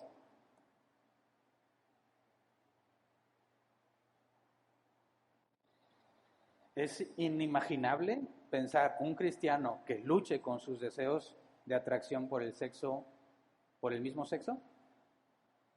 Es exactamente lo mismo, exactamente lo mismo. ¿Puede haber una mujer cristiana que lucha con la atracción hacia otras mujeres? Claro, pero ¿es una cristiana lesbiana? No, eso es contradicción. Es una cristiana que lucha con los deseos de atracción hacia el mismo sexo. Como los cristianos que luchan con la mentira, que luchan con la pornografía, que luchan con el chisme, con la avaricia, con la envidia, etcétera, etcétera. ¿Qué hace un cristiano que dice, no me siento atraído por las mujeres y no quiero desobedecer ni pecar con Dios, pero solamente me atraen los hombres? ¿Qué debe de hacer él? Si no quiere pecar, deberá permanecer soltero el resto de su vida. Dices, pobrecito, ¿por qué le niegas el amor? Bueno, si usas ese razonamiento, y dice un cristiano, oye, yo estoy luchando con la cleptomanía. ¿Qué es la cleptomanía? El deseo de robar. ¿Qué debo de hacer? No robes. ¿Me estás pidiendo que no roben toda mi vida? ¿No? ¿Qué derecho tienes para pedirme negarme la felicidad de robarme un iPhone 10? ¿Verdad que suena incoherente? Y entonces, ¿por qué cuando dicen, ¿cómo que no se va a casar nunca? ¿Quién eres tú para decirle eso? No yo, la Escritura. Muérete a ti mismo, vive para Cristo. Tu esposo te dice que es una niña de 6 años, ¿qué le vas a decir? Sé hombre. Así te hizo Dios. Y así debes glorificarlo. Y aunque internamente estés luchando porque quieres tener chonguitos y faldita, lo vas a reprimir el resto de tu vida, porque es la carne, las obras de la carne que no agradan a Dios, lo que va a hacer que la gente se condene al darle rienda suelta a sus deseos. Romanos 1, al que no quiso tener en cuenta a Dios, lo entregó a sus propios razonamientos depravados para que hagan lo que no conviene, cambiando el uso natural de sus mujeres. Tenemos que luchar con eso, con cualquier deseo que provenga de la carne, con cualquier pasión que no se ajusta en la Escritura, seas LGBTQ+, gay, no, lesbiana, gay, bisexual, transexual, queer y otros. Muérete a ti mismo. No vas a poder si no tienes al Espíritu Santo. Tu hijo está así, enséñale lo que la Escritura dice. Rueguen a Dios, la Biblia es clara, Dios no rechaza un corazón contrito y humillado. Estás luchando con eso, ruégale y Él te va a sostener. Jamás te va a decir, bueno, hazlo. Jamás tienes que rendir cuentas sobre la sujeción de esos deseos, como todos los cristianos. Claramente ellos han defendido que no están enfermos. Ok, entonces compórtate como corresponde si eres cristiano. Si no lo eres, vivimos en un país libre, ¿verdad? Y eso tenemos que tenerlo todos muy claro. En este país existe el derecho de libre expresión. Eres libre para expresar lo que tú quieras, me guste o no me guste. ¿Quieren hacer una marcha gay? Estamos en un país libre, ¿verdad? ¿No te gusta? Ok, puedes expresar que no te gusta. A mí tampoco me gusta, pero no les puedo impedir que ejerzan su derecho de libre expresión. Porque nosotros ahorita estamos usando exactamente el mismo derecho para estar estudiando aquí todos juntos. Y si tú le quieres negar ese derecho a ellos, pero tú quieres preservar el tuyo, eres un hipócrita. ¿Verdad? Así que tenemos que aprovechar y dar un buen ejemplo ante la comunidad gay, lesbiana, bisexual, transexual o queer. Eres valioso exactamente como todo ser humano, indistintamente de tus preferencias sexuales. Y te respeto como debo respetar a toda persona.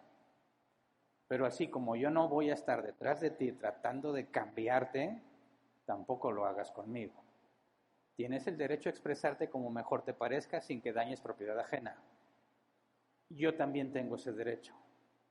No me puedes imponer tus ideologías como yo tampoco te impongo la mía. Podemos sentarnos a hablar y razonar, teniendo en cuenta nuestras diferencias en cuanto al punto de partida. No tiene nada de malo, pero ni nosotros les vamos a imponer a ellos el cristianismo, ni ellos nos deben de imponer la ideología de género. ¿Me explico? Esa es la manera bíblica de proceder. Y es el punto de partida para analizar, entonces, ¿qué es un hombre? Muchos jóvenes están perdiendo muchísimo tiempo en cosas sin valor, insignificantes, que lejos de convertirlos en hombres, los sigue haciendo dependientes de sus padres. Y es pecado. ¿Por qué? Porque el hombre maduro debe de dejar a su padre y a su madre. Mujeres cristianas están pecando seriamente cuando no entienden el rol que les corresponde como mujeres,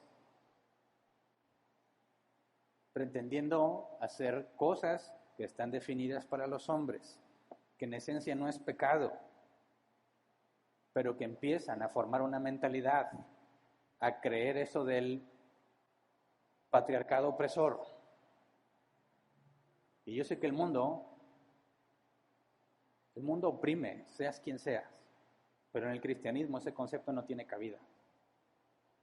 Y hay mujeres tratando de implementar esos conceptos en la vida cristiana, revelándose a lo que la Escritura enseña al respecto.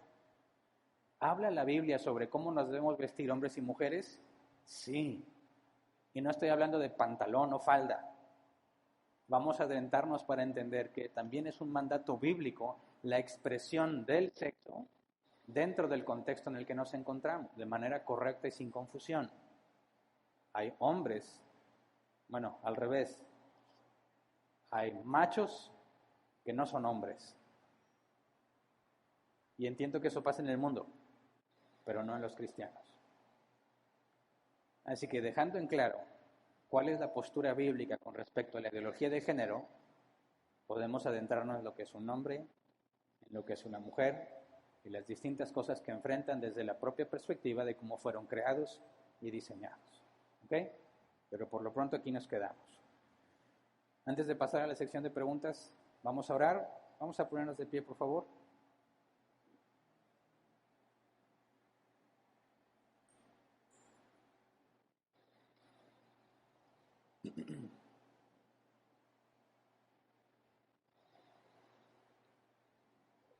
Señor, te rogamos que nos des claridad discernimiento, entendimiento, Señor. Enséñanos a ir a la Escritura siempre, ante cualquier decisión, ante cualquier pensamiento o análisis de las cosas de este mundo, de las cosas que se enseñan en las iglesias. Enséñanos, Padre, a filtrar todo lo que sabemos con el filtro de tu palabra. Concédenos no caer en ninguno de los dos extremos, ni menospreciar, ni discriminar a alguien, ni abrazar un acto claramente pecaminoso a la luz de la Escritura. Enséñanos a hacer luz en las tinieblas y traer claridad en medio de tanta confusión. Permítenos explicar de forma simple, de forma clara, lo que la Escritura enseña al respecto. Enséñanos a estar preparados, permítenos estar preparados para enfrentar esas situaciones dentro y fuera de nuestras familias, para poder aconsejar a aquellos que están luchando con eso, para poder llevar el Evangelio a los que están en la ideología de género. Sobre todo, Señor, aquellos que, diciéndose cristianos, están metidos en esas cosas. Necesitamos que nos ilumines. Necesitamos que tu Espíritu Santo, Señor, nos haga comprender tu palabra, de manera que podamos ser luz en las tinieblas y que podamos hablar del cristianismo de una forma razonable, coherente, congruente. Sabemos que aún así muchos lo van a rechazar, pero eso ya no es responsabilidad nuestra.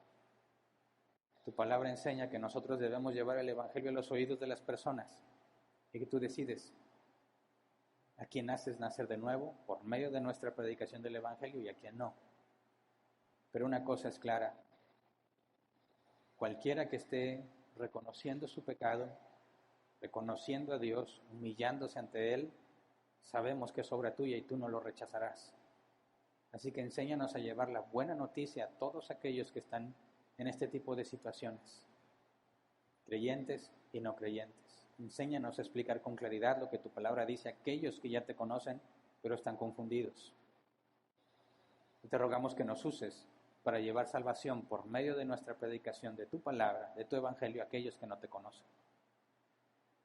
Pero para eso, Señor, necesitamos que nos enseñes, que nos expliques. Enséñanos de manera que podamos enseñar a otros y explícanos de manera que podamos explicar a otros. De manera que podamos limpiar o aclarar la tan pisoteada imagen del cristianismo en estos temas. Perdónanos si fuimos negligentes y no profundizamos en estas cosas pensando que nunca nos va a pasar.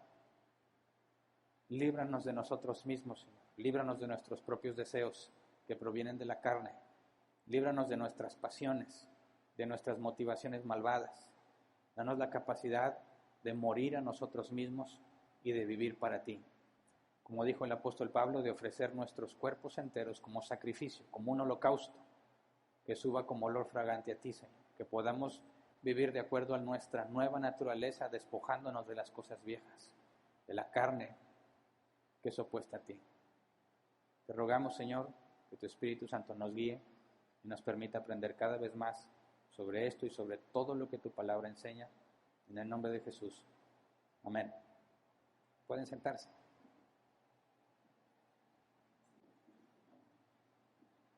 Pasemos a la sección de preguntas.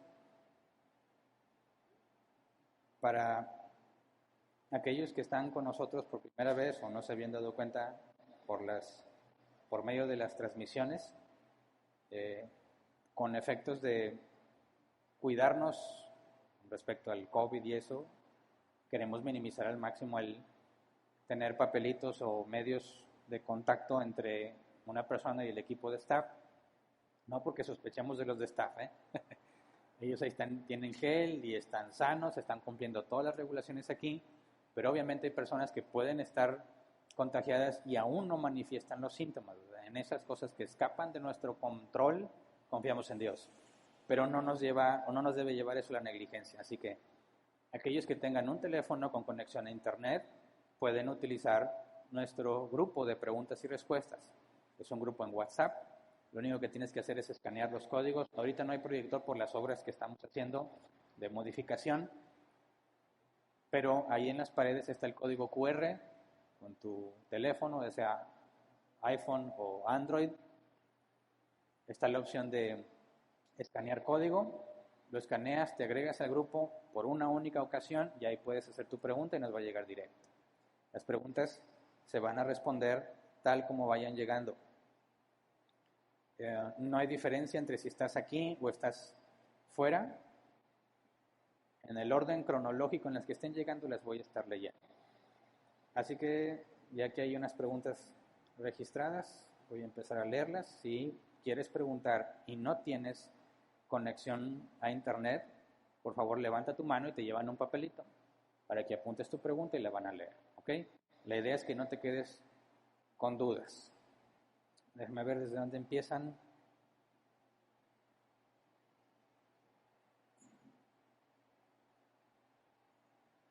Aquí está. Veo que ya hay muchas preguntas.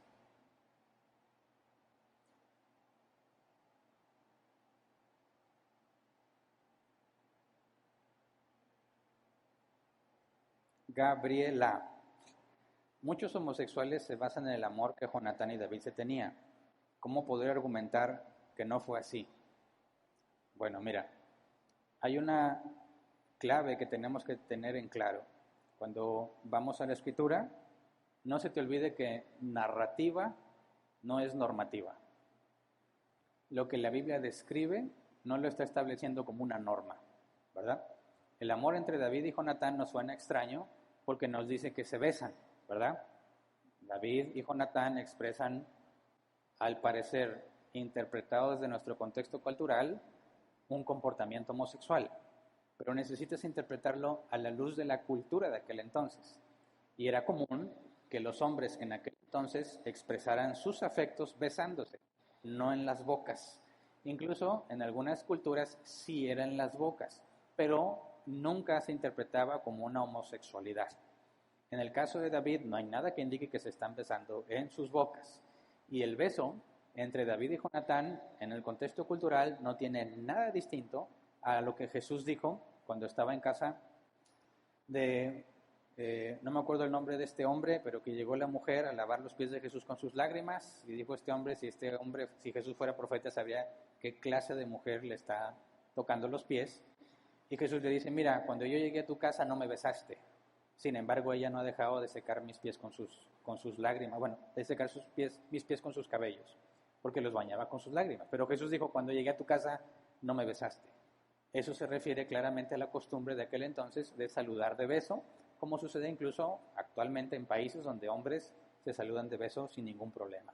Así que el primer punto, cuando alguien asegura que hay un comportamiento homosexual entre Jonatán y David, hay que ir al contexto cultural y ese comportamiento como tal desaparece. Quien considera que es un comportamiento homosexual está haciendo eisegesis, está poniéndole un contexto cultural actual a un texto que corresponde a una situación cultural muy diferente. Así que eso para nada determina que fuera correcto. Y aún si dijéramos, imagínate que le concedes, sí, David y Jonatán eran homosexuales, pero en ningún momento puedes concluir bíblicamente que porque ellos lo hacían, entonces está permitido, ¿verdad? David tuvo muchas mujeres y desde Éxodo hay una prohibición, Deuteronomio, que el rey no puede tener muchas mujeres. Desde el principio Jesús enseñó es un hombre y una mujer. Que Dios tolere algunos pecados en ningún momento significa que Dios los acepta o los ve como algo bueno. Siguiente, ¿cómo influye el tema con las personas con ambos sexos, los hermafroditas? Bueno, en el caso de ellos, obviamente estamos hablando del organismo, ¿verdad? Biológico, pero los cromosomas ahí están, ¿verdad? Entonces decimos que un hombre es hombre por sus cromosomas XY, no por la apariencia o lo que podamos percibir en su cuerpo físico. La manera en que podemos llegar a alguien que fue desfigurado o nació deforme o sin una clara distinción en sus órganos reproductores es ayudarles a ir más allá, e ir a la genética, determinar qué son y de ahí apegarse a lo que la Escritura ha enseñado con respecto a eso. La ausencia de algún miembro del cuerpo o no tener claridad en nuestro cuerpo o de una deformidad en ningún momento altera la genética. Así que ese sería el camino a seguir. Siguiente, Rosa Ramírez, en Génesis 19:5 dice, llamaron a Lot los hombres y le dijeron, ¿dónde están los hombres que vinieron a pasar la noche en tu casa? Échalos fuera, queremos acostarnos con ellos. Mi pregunta es, ¿estos hombres eran como los de hoy y cómo podemos ayudarlos?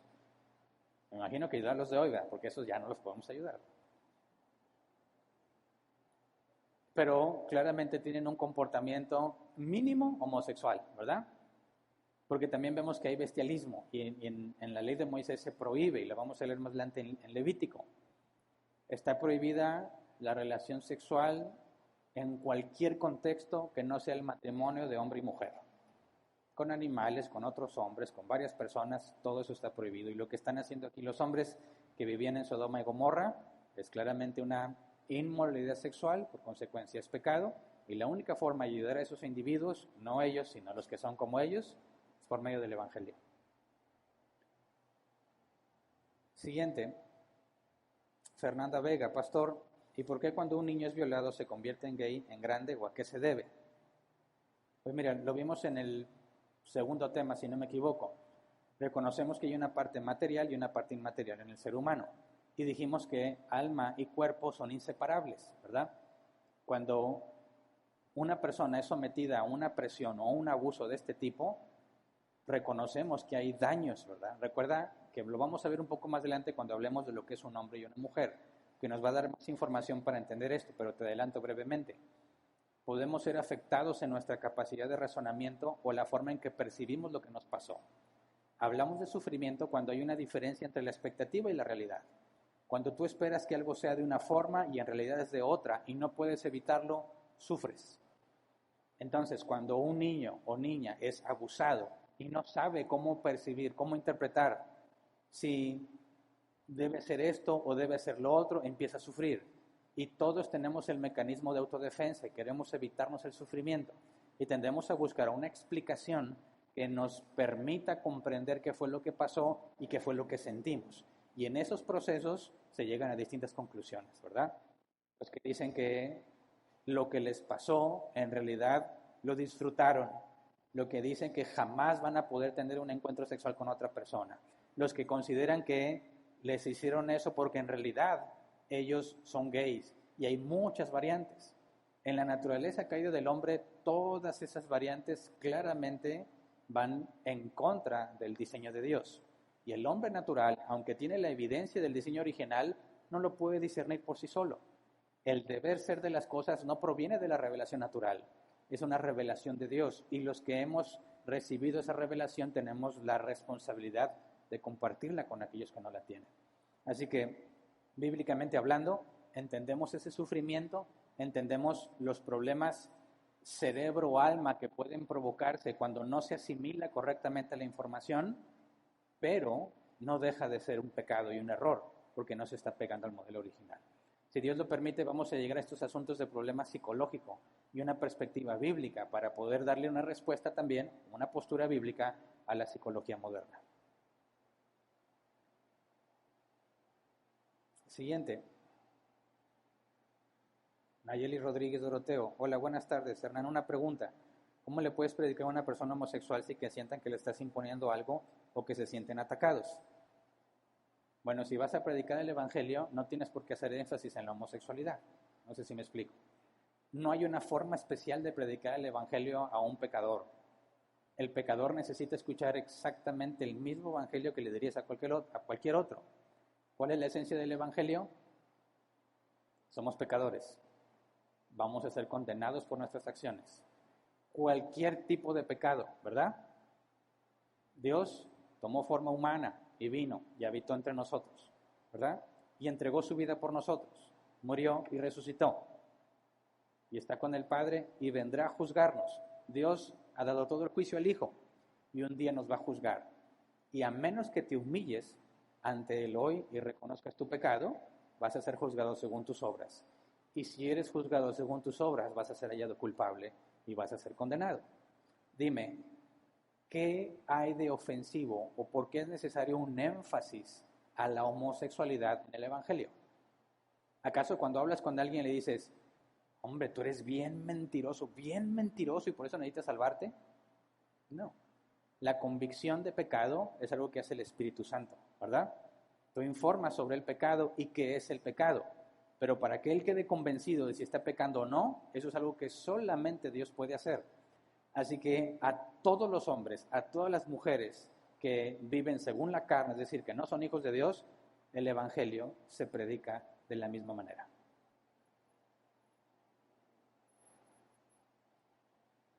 Siguiente. Lucia Taylor. ¿Qué pasa si ese cristiano cae de nuevo con el pecado de la homosexualidad? Bueno, Mateo 18, 15 al 17 nos da la respuesta. Alguien peca, ve y repréndele estando tú y él solos. No te hace caso, lleva testigos. Si no te hace caso, lo llevas a la asamblea, lo dices a los ancianos. Se investiga y se le da oportunidad de que dé su versión y se arrepienta. Si ante la asamblea insiste en seguir pecando, entonces lo expulsas. Cuando Jesús dice tenlo por gentil y publicano, ya no es parte de la congregación y no va a ser considerado como un cristiano hasta que dé muestras de arrepentimiento. Ese es el proceso que se debe de hacer, no solo con los homosexuales, con los chismosos, con los mentirosos, con los adúlteros, con los avariciosos, con los rateros, etcétera, etcétera. Es el mismo proceso para todo pecado y los homosexuales tienen que pasar exactamente por el mismo proceso, sin distinción. Ahora, aquí no quisiera generar una confusión.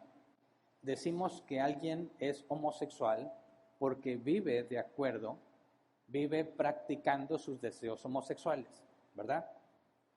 Alguien que lucha con esos deseos pero no los practica no puede ser catalogado como homosexual. ¿Me explico? Cuando tú luchas con la ira, eso no te hace ya un iracundo. Eres un iracundo cuando le das rienda suelta a tu ira, ¿verdad? Cuando hablamos de un cristiano homosexual, eso es una contradicción.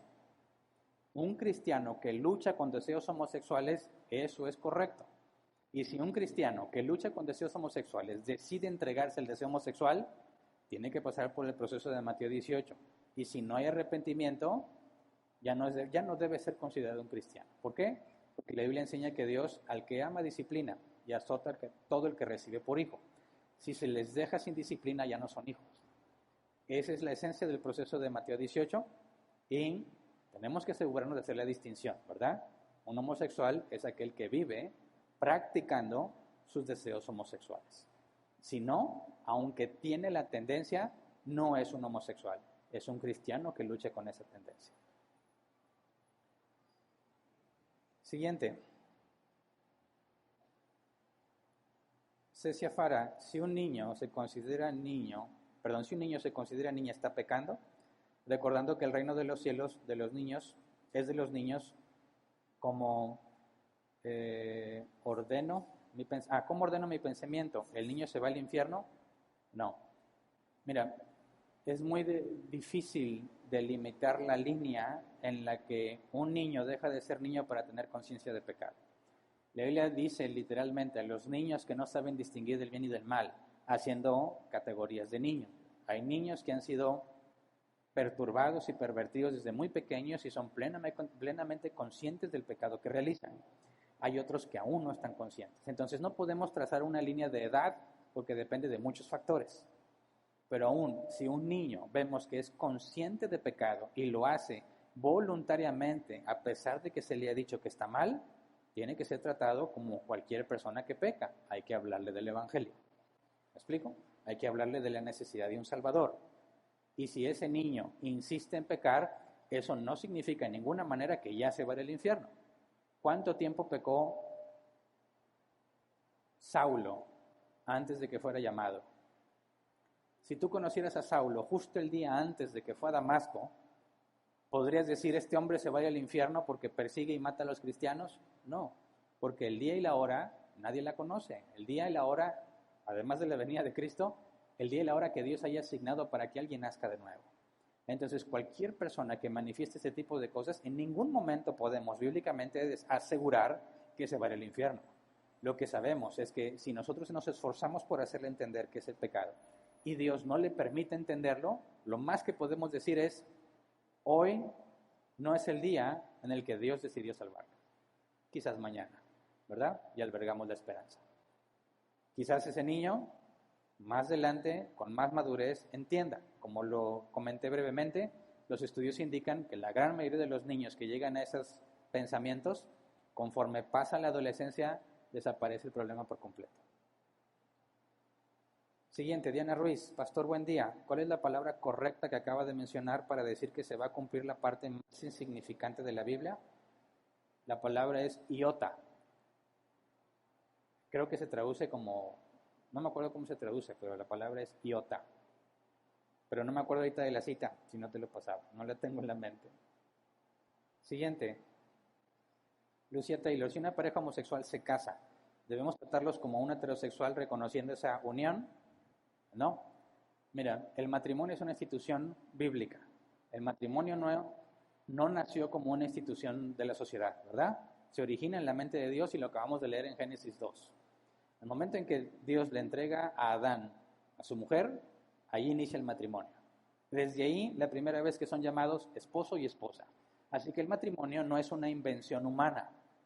Nuestra sociedad tiene una especie de contrato matrimonial para proteger a los individuos que lo componen y la descendencia de ellos. Pero ese contrato o especie de contrato matrimonial no tiene absolutamente nada que ver con la Escritura. Por ejemplo, si un hombre y una mujer deciden casarse ante nuestra ley, pero no hay nada que indique que bíblicamente están cumpliendo con lo que requiere, nosotros, como cristianos, en nada reconocemos ese matrimonio. Lo mismo que pasaría con dos hombres, dos mujeres, perro, mujer, etcétera, etcétera. El hecho de que alguien llegue con un papel que le dio la autoridad secular, bíblicamente no tiene absolutamente ninguna relevancia. El matrimonio es una institución divina y se tiene que hacer conforme lo dice Dios. De otra manera, no es matrimonio. Entonces, si entre nosotros llega una pareja homosexual y nos muestran un contrato matrimonial, respetamos los beneficios, privilegios o derechos que nuestra sociedad le haya otorgado por medio de un documento legal, ¿verdad? No vamos a pelearnos con ellos para que se divorcien, no es absolutamente necesario, no tiene nada que ver con nosotros. Pero definitivamente, bíblicamente hablando, ellos no son un matrimonio porque es imposible que dos partes que no son contraparte se fundan en un solo ser. No tiene sentido, no tiene congruencia ni coherencia y no va de acuerdo a la Escritura. Siguiente. Cecia Fara, si un familiar cristiano se viste y vive de manera que las personas a su alrededor afirman que es gay o lesbiana, aunque la persona no haya confirmado ser gay o lesbiana, ¿qué me corresponde hacer con el familiar confrontado? Bueno, nuestra responsabilidad es en hacerle ver su pecado. Si es cristiano, Mateo 18:15, hay que hablar a solas con esa persona. Si pertenecen a la misma iglesia, hay que seguir el resto. Si están en iglesias separadas, puedes buscar testigos y hablar con él. Si no quiere reconocerlo, puesto que pertenece a otra congregación, entonces vas a tener que acudir al liderazgo de esa congregación y hacer ver la falta bíblica. Y ellos decidirán cómo se debe proceder. Si está en una iglesia no bíblica, ya no hay nada que podamos hacer, porque las iglesias no bíblicas no tienen el concepto de disciplina que la Biblia establece. Pero nuestra responsabilidad queda ahí, ¿verdad? Hicimos lo que corresponde. Por lo demás, aguardamos con esperanza, por si se presenta la oportunidad, volver a sacar el tema, por si Dios le concede arrepentimiento. Pero si no, nosotros ya cumplimos y lo demás queda al criterio de Dios. Sheila García, alguna vez mencionaste que es incorrecto decir que Dios aborrece el pecado, pero ama al pecador. Viendo que somos igual de valiosos como seres humanos, ¿debemos amar a todos por igual? Si la respuesta es sí, Dios nos ama también a todos entonces. ¿Aplicaría que si Dios ama al pecador, pero aborrece el pecado? No. Estás intercambiando conceptos de amor diferentes. En nuestro idioma, amor expresa, una sola palabra expresa distintas emociones, ¿verdad? Bíblicamente hablando, hacemos la distinción al menos entre dos: amor filos y amor ágape. El amor ágape no es un sentimiento, no hay una complacencia, es una decisión. Amamos a nuestros enemigos no porque sintamos algo bonito hacia ellos, sino porque hemos decidido tratarlos como si los amáramos emocionalmente, ¿verdad? Como si fuesen nuestros amigos. Pero el amor ágape es una decisión, algo que haces voluntariamente. Y cuando la Biblia dice que Dios ama a todos, la palabra es ágape, ¿verdad? A todos les muestra su amor. Hace salir el sol para buenos y malos, hace que venga la lluvia para justos e injustos, ¿verdad? Dios no desea o no se complace con la muerte del impío, ¿verdad?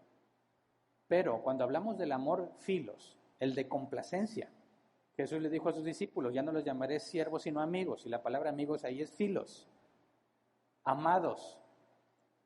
¿Cómo es que Dios se puede complacer en nosotros si somos pecadores?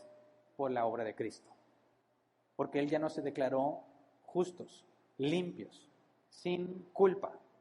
Entonces, Dios se complace en nosotros porque Cristo está en nosotros. Nos ve como si fuésemos perfectos, como Cristo es perfecto. Entonces, a los que somos hijos de Dios y pecamos, como Dios ya perdonó nuestro pecado, se puede complacer en nosotros. Pero aquel que ama el pecado, como dice la Escritura, Dios aborrece al impío, o está airado con el impío todos los días de su vida. Claramente vemos la distinción. Dios ama a todos en un sentido genérico de amor ágape. Tiene buena voluntad para con ellos, una buena disposición para darles la gracia general, ¿verdad?, que todo ser humano recibe, pero las aborrece en el sentido de la complacencia. Por eso va a condenarnos al lago de fuego. ¿Me explico? Si tú dices que aborrece el pecado, pero ama al pecador, entonces no tiene sentido que lo arroje al lago de fuego. Dios va a arrojar al lago de fuego a todas esas personas, a la persona porque es un pecador. Y si Dios es justo, no puede tolerar esa injusticia. ¿Cómo es que tolera nuestros errores? Por los méritos de Cristo. Así que estás revolviendo conceptos de amor, ¿verdad? En ningún momento podemos afirmar que Dios se complace en el pecador o que lo ama en ese sentido. Dios tiene buena disposición para con él y hasta allí, ¿verdad? Siguiente. Pati Martínez. Buenas tardes. Si tengo 25 años de separada, ¿estoy en pecado que yo misma haga cosas como reparaciones en mi casa, como plomería de electricidad u otros oficios que corresponden al rol de hombres? No, porque la plomería, la reparación de la casa y la electricidad no tiene nada que ver con que seas hombre o mujer. Por eso hay que ir a ese tema bíblicamente hablando. Bíblicamente hablando no está diciendo que un hombre debe reparar el lavabo o no. Eso queda a criterio de los talentos que Dios te pueda haber dado, las habilidades. Pero en ninguna manera eso es pecado. Por eso mi intención es ir a la hombría bíblica y a la feminidad bíblica para aclarar este tipo de cosas, pero lo veremos, si Dios lo permite, más adelante. Siguiente.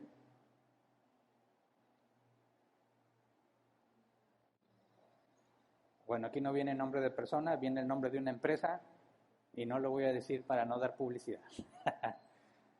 Miriam Alonso, en caso de que tengas familiares que sean gays como cristianos, ¿se nos permite convivir con ellos? Claro. Jesús estuvo rodeado de pecadores, prostitutas, publicanos, cobradores de impuestos, y lo criticaron por eso. Pero Jesús nunca hizo lo que ellos hicieron, ¿verdad?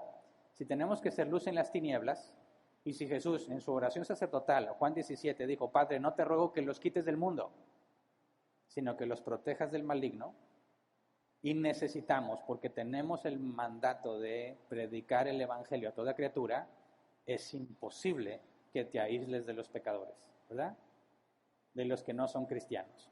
Así que sean gays o no sean gays, adúlteros, fornicarios, mentirosos, avaros, podemos tener una relación respetuosa, amable, con dignidad, con cualquier ser humano, independientemente del pecado que está cometiendo. Ahora, ¿podemos complacernos con ellos en lo que hacen? No. Al final de la carta de Judas dice, ¿cómo dice literalmente? Bueno, lo voy a parafrasear porque no me acuerdo literalmente. Dice que tenemos que ir por aquellos que están perdidos, ¿verdad?, y rescatarlos del fuego, pero aborreciendo aún la ropa que traen puesta. ¿Se explica? Haces lo que sea, como Pablo dijo, entre los débiles como débil, entre los que están sin ley como si estuviera sin ley, y entre los que están con ley como si viviera bajo la ley. Hago de todo para ganarlos para Cristo. Pero eso no significa que vas a hacer lo que ellos hacen o que te vas a complacer en lo que ellos hacen.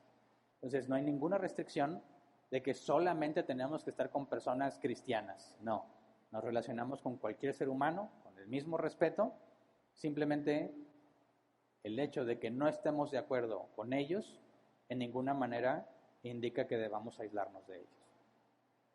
Claro que si estás con unos ladrones y te invitan a robar, no vayas, ¿verdad? O sea, estoy hablando de las cosas más genéricas en una relación interpersonal. Que nadie me vaya a sacar de contexto y decir, bueno, Hernán dijo que yo podía estar con los rateros y juntos fuimos a robar, pero yo no agarré nada. Obviamente eso ya es complicidad. Siguiente, Pedro Lozano. ¿Qué hacer si un homosexual rechaza radicalmente el evangelio y decide seguir su condición sexual? Como lo mencioné hace un momento, decir, bueno, el día de hoy no es el día en que Dios lo va a salvar, quizás mañana, quizás adelante, y esperaremos el momento oportuno para volver a sacar el tema. Momento oportuno, no la oportunidad, porque luego algunos cristianos apenas tienen la oportunidad y van a decirle, ya no seas homosexual, pecado, te vas a ir al infierno, ya te dije que así quiero ser yo, ok. Día siguiente, todavía eres homosexual, no te da miedo ir al infierno, porque están aprovechando toda oportunidad. Pero eso no es lo que dice la Escritura, es todo momento oportuno, no toda oportunidad, todo momento oportuno. Y eso significa que se tiene que dar el tema, que tu conversación tiene que ser amable y de buen gusto, dice el apóstol Pablo, explicándole por si Dios le concede entenderlo. Nunca como una presión para tratar de convertirlo. Siguiente.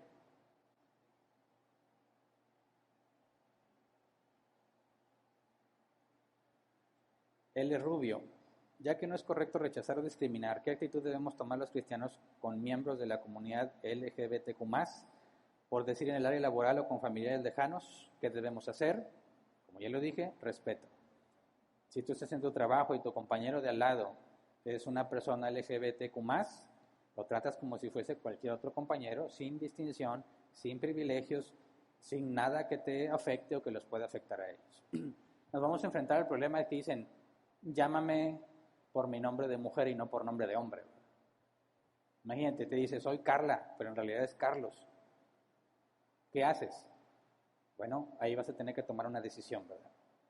La Biblia nos llama a estar en paz con todos los hombres en la medida de lo posible.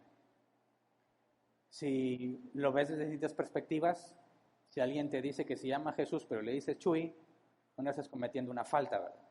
Si alguien se llama, no sé, ¿qué otros nombres? Concepción y le dice Chon, Guadalupe le dices Lupe, no tienes ningún problema. Pero alguien dice, soy Carlos, pero dime Carla, a veces entramos en conflicto, ¿verdad?